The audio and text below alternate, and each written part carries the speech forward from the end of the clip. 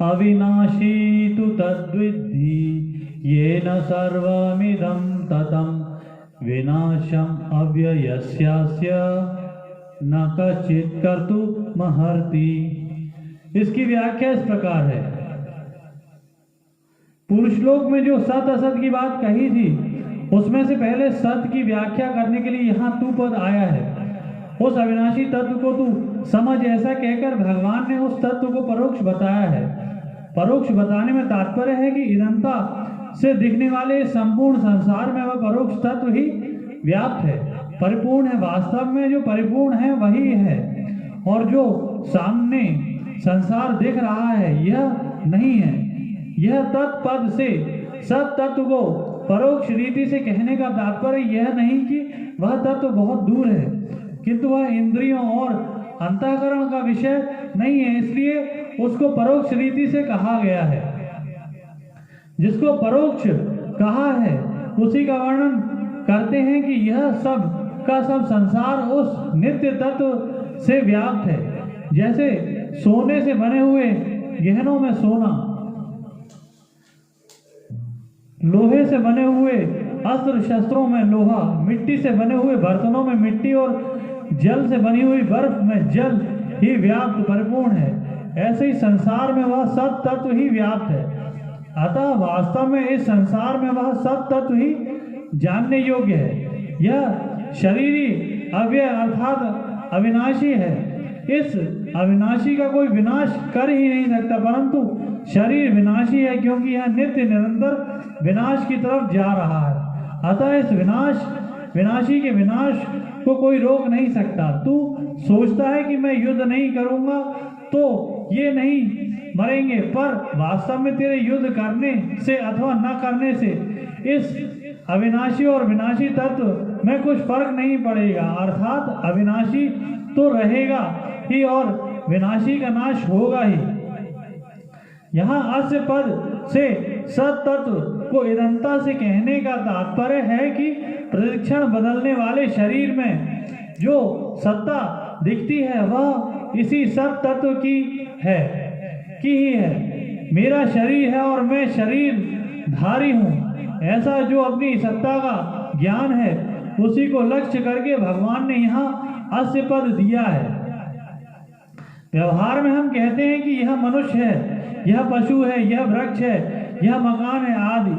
तो इसमें मनुष्य, पशु, वृक्ष, मकान आदि तो पहले भी नहीं थे, पीछे भी नहीं रहेंगे तथा वर्तमान में भी प्रतिक्षण अभाव में जा रहे हैं, परंतु इनमें है रूप से जो सत्ता है वह सदा ज्यों की त्यों है।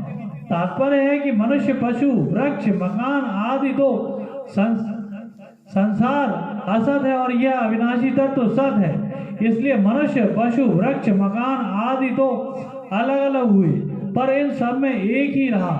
इस तरह मैं मनुष्य हूँ, मैं पशु हूँ, मैं देवता हूँ आदि मैं शरीर तो अलग अलग हुए पर हूँ अथवा है एक ही रहा। ये न सर्वमिदं ततम्, ये पद यहाँ जीवात्मा के लिए आए हैं और 8वें अध्याय के 22वें श्लोक में तथा 18वें अध्याय के 46वें श्लोक में यही पद परमात्मा के लिए आए हैं। इसका तात्पर्य है कि जीवात्मा का सर्वव्यापक परमात्मा के साथ सधर्म है। अतः जैसे परमात्मा संसार से असंग है, ऐसे ही जीवात्मा भी शरीर संसार से स्वतः स्वाभाविक असंग है। असंगो ह्यम पुरुषः देहेस्मिन् पुरुषः परः। जीवात्मा की स्थिति किसी एक शरीर में नहीं है, वह किसी शरीर से चिपका हुआ नहीं है, परंतु इस असंगता का अनुभव न होने से ही जन्म मरण हो रहा है। अंतवंत इमे देहा नित्यस्योक्ताः शरीरिणः अनाशिनो प्रमेयस्य तस्माद्युध्यस्व भारत। इसकी व्याख्या इस प्रकार है। किसी काल में किसी कारण से कभी किंचित मात्र भी जिसमें परिवर्तन नहीं होता, जिसकी क्षति नहीं होती, जिसका अभाव नहीं होता, उसका नाम अनाशी अर्थात अविनाशी है। अप्रमेयस्य जो प्रमाण का विषय नहीं है, अर्थात जो अंतःकरण और इंद्रियों का विषय नहीं है, उसको अप्रमेय कहते हैं। जिसमें अंतःकरण और इंद्रियां प्रमाण नहीं होती, उसमें शास्त्र और संत महापुरुष ही प्रमाण होते हैं। शास्त्र और संत महापुरुष उन्हीं के लिए प्रमाण होते हैं जो श्रद्धालु हैं। जिस शास्त्र और संत में श्रद्धा होती है, वह उसी शास्त्र और संत के वचनों को मानता है। इसलिए यह तत्व केवल श्रद्धा का विषय है, प्रमाण का विषय नहीं है। शास्त्र और संत किसी को बाध्य नहीं करते कि तुम हमारे में श्रद्धा करो। श्रद्धा करने अथवा न करने में मनुष्य स्वतंत्र है। अगर वह शास्त्र और संत के वचनों में श्रद्धा करेगा तो वह तत्व उसकी श्रद्धा का विषय है, और अगर वह श्रद्धा नहीं करेगा तो यह तत्व उसकी श्रद्धा का विषय नहीं है। यह नित्य निरंतर रहने वाला है, किसी काल में यह न रहता हो ऐसी बात नहीं है, अर्थात यह सब काल में सदा ही रहता है। इस अविनाशी, अप्रमेय और नित्य शरीरी के संपूर्ण संसार में जितने भी शरीर हैं, वे सभी अंत वाले कहे गए हैं। अंत वाले कहने का तात्पर्य है कि इनका प्रतिक्षण अंत हो रहा है। इनमें अंत के सिवाय और कुछ है ही नहीं, केवल अंत ही अंत है। उपरोक्त पदों में शरीरी के लिए जो एक वचन दिया है और शरीर के लिए बहुवचन, इसका एक कारण है कि प्रत्येक प्राणी के स्थूल, सूक्ष्म और कारण ये तीनों शरीर होते हैं। दूसरा कारण यह है कि संसार के संपूर्ण शरीर में एक ही शरीरी व्याप्त है। आगे 24वें श्लोक में भी इसको सर्वगता पद में सब में व्यापक बताएंगे। यह शरीर तो अविनाशी है, पर इसके कहे जाने वाले संपूर्ण शरीर नाशवान है। जैसे अविनाशी का कोई विनाश नहीं कर सकता, ऐसे ही नाशवान को कोई अविनाशी नहीं बना सकता। नाशवान का तो विनाश पना ही नित्य रहेगा, अर्थात उसका तो नाश ही होगा।